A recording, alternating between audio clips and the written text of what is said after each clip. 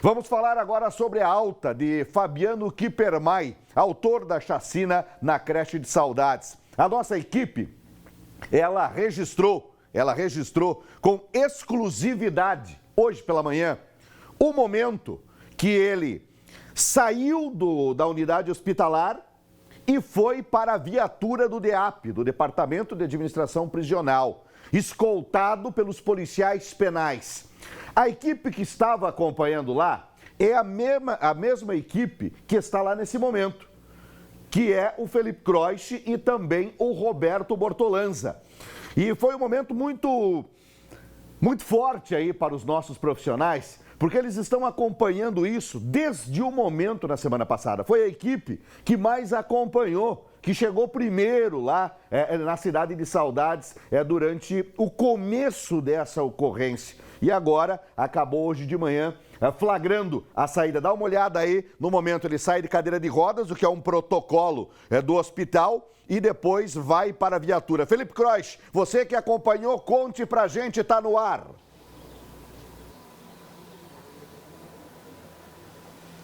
Pois é, Prado, quando a gente chegou por volta de 7 horas da manhã aqui no hospital, logo na sequência, Fabiano Kippermay já recebeu alta, já estava saindo ali. A gente conseguiu registrar essas imagens no momento em que estávamos nos preparando para entrar ao vivo no SC no Ar pela NDTV. E a princípio ele já estava com a roupa ali do presídio, né? A roupa laranja tradicional do departamento prisional aqui do estado de Santa Catarina. Os agentes queriam fazer essa transferência ainda na madrugada, mas ele só recebeu alta na manhã de hoje. Estava algemado, veio de cadeira de rodas e depois entrou caminhando ali na viatura do DEAP, então foi conduzido ao complexo prisional aqui da cidade de Chapecó, condução que durou cerca de 20 minutos, saindo aqui do hospital regional até o complexo prisional lá no bairro EFAP. Eu fiz algumas perguntas para o Fabiano no momento em que ele estava sendo colocado ali na viatura, perguntei o motivo de ele ter atacado as crianças, de ele ter ido até a creche cometer esse crime, se ele se arrependia do que fez, mas ele não postou nenhuma reação, não respondeu nenhuma das perguntas. E agora fica à disposição da Justiça no complexo prisional. O inquérito, segundo a polícia, deve ser finalizado ainda nesta semana.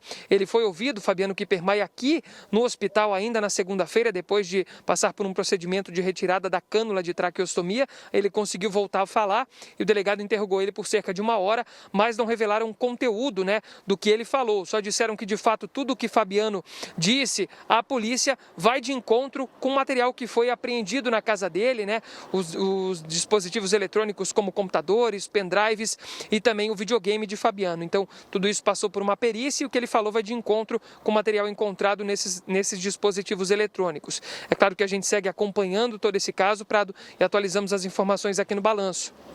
Valeu, obrigado por enquanto, Felipe. Já se prepara aí. Imagens que estão em destaque através da atenção da nossa equipe. A nossa equipe estava lá para fazer um determinado serviço e quando viu, percebeu a movimentação dos policiais penais. Então, normalmente, as pessoas internadas, elas saem pelo setor de internação quando são liberados, E aí, então, por medida de segurança, montou-se um grande esforço ali por parte de várias viaturas. O pessoal do Departamento de Administração Prisional congelou a área no entorno do hospital para se ter segurança desse transporte, para se ter a segurança da transferência. Aí entraram com essa viatura exclusiva para esse tipo de transporte até o setor administrativo do hospital. Ele desceu em cadeira de roda pelos elevadores e depois, com a cadeira de rodas, ele chegou até a porta da viatura. Estar em cadeira de rodas é um protocolo obrigatório dentro da unidade hospitalar. A partir do momento que você ingressa para a unidade hospitalar, você não se locomove mais caminhando, você se locomove na cadeira de rodas. E ele já saiu da cadeira de rodas, 2 passos, estava dentro da viatura com um forte esquema de segurança, você está vendo aí, dos policiais penais. E depois foi esta viatura escoltada por outras viaturas da Polícia Penal até o complexo prisional, onde fica também o presídio, o presídio masculino, e lá o Alexandre Madoglio captou as imagens da chegada. Olha a hora da chegada aí, O pessoal fez nenhum tipo de parada, a segurança já estava avisada e eles foram já para dentro da unidade aí com o núcleo, o núcleo de operações táticas aí do DEAP, os policiais penais. Olha, minha gente, o assassino da chacina em Saudades. Ele ficou internado por 8 dias. E agora o Felipe Croix vai conversar ao vivo, está aqui, com o médico que atendeu o Fabiano no hospital. Felipe, é contigo, está no ar.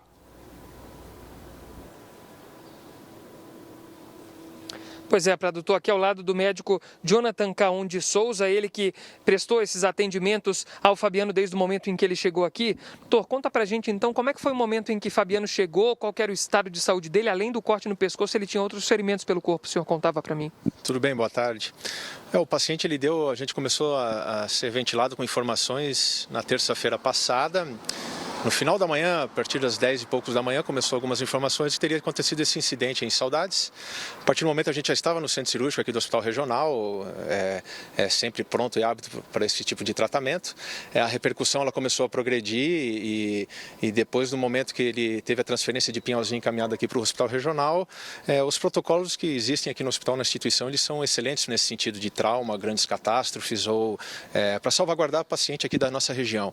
Então o paciente ele deu a entrada aqui no nosso pronto-socorro, prontamente atendido pelo pré-hospitalar, que é um sistema que funciona muito bem aqui pelo SUS na nossa região, e imediatamente foi conduzido para o centro cirúrgico. Estávamos lá aguardando com a equipe de enfermagem, a equipe da anestesia, e ele chegou chocado, que a gente fala que é um termo médico, no qual ele estava sedado já, com intubação orotraqueal, mas com risco de vida iminente. Assim.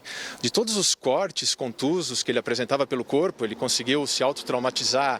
Visualmente o pescoço chamava muita atenção do pessoal, mas o que estava conduzindo ele ao óbito provavelmente era uma lesão na artéria femoral, que fica na perna esquerda, que ele conseguiu acertar num calibre significativo, e essa lesão ela estava em sangramento ativo. Então a gente teve que controlar essa parte da perna, junto com a equipe da anestesia a gente também conseguiu, um termo popular encher o tanque do paciente, né, com hemoderivados, sangue, volume, conseguiu estabilizá-lo, prontamente já fizemos uma cirurgia abdominal, porque ele se autoperfurou o intestino em alguns segmentos, também controlado. A parte torácica, ele chegou com uma lesão muito extensa cervical no pescoço, nos dois lados, e ele apresentava um termo médico que é enfisema subcutâneo, que é como se fosse um escape de ar.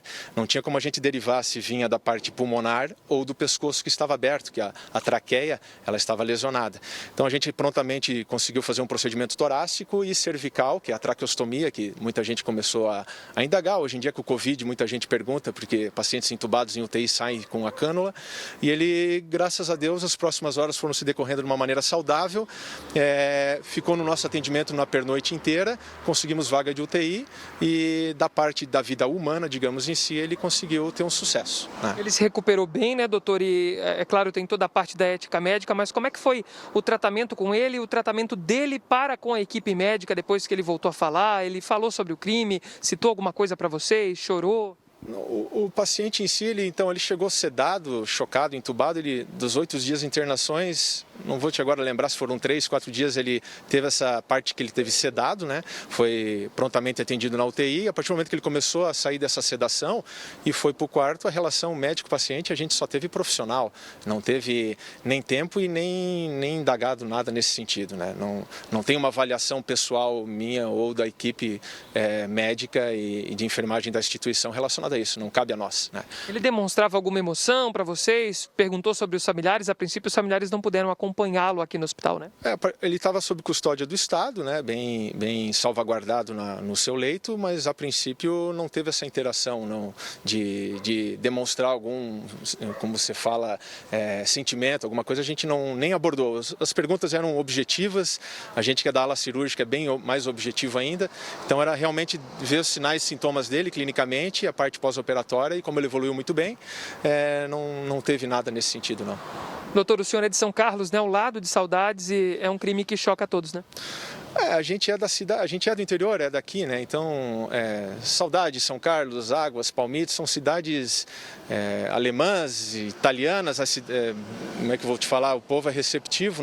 Isso não é um crime que é da nossa região, né? Não cabe a mim julgar nada, nem o fato é paciente que chega na instituição, a gente busca sempre o melhor para o paciente, mas essa situação ela choca. A gente está enlutado, né? Eu sou pai de família também, como todos aqui, então não é fácil tu ter esse discernimento, mas graças a Deus da parte ética e profissional foi conduzido da maneira correta. Tá certo, parabéns pelo trabalho, Dr. Jonathan Caum de Souza, que foi o médico que atendeu Fabiano Kippermayer durante esses 8 dias em que ele esteve internado aqui no Hospital Regional do Oeste. Agora Fabiano segue no complexo prisional, aguardando então por esse julgamento. O inquérito, como disse, deve ser finalizado ainda nesta semana e aí a Polícia Civil deve convocar uma coletiva de imprensa para falar os detalhes desse crime, o que Fabiano contou no interrogatório, o que eles encontraram nesses dispositivos eletrônicos. E é claro que a gente segue acompanhando esse caso e atualiza todas as informações na programação da NDTV.